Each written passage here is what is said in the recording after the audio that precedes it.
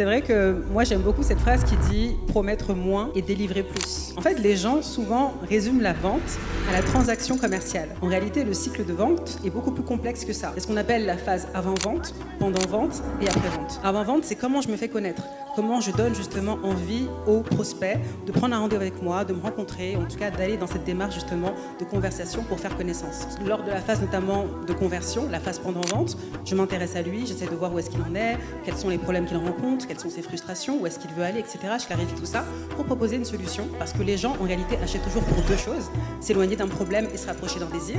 Et après vient la phase après-vente. Souvent je dis que une fois que tu as closé, en fait le jeu n'est pas terminé, au contraire, c'est là que le vrai jeu commence. Maintenant il faut que tu délivres.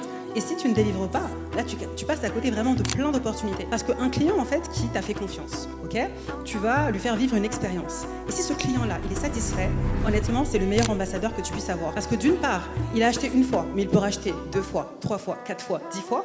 En plus, il peut également parler de toi auprès de son entourage, donc faire jouer ce qu'on appelle le bouche à oreille et te recommander. Et en plus, tu peux également récupérer ce qu'on appelle témoignage client, étude de cas, ce qui va te permettre également de faire plus de ventes.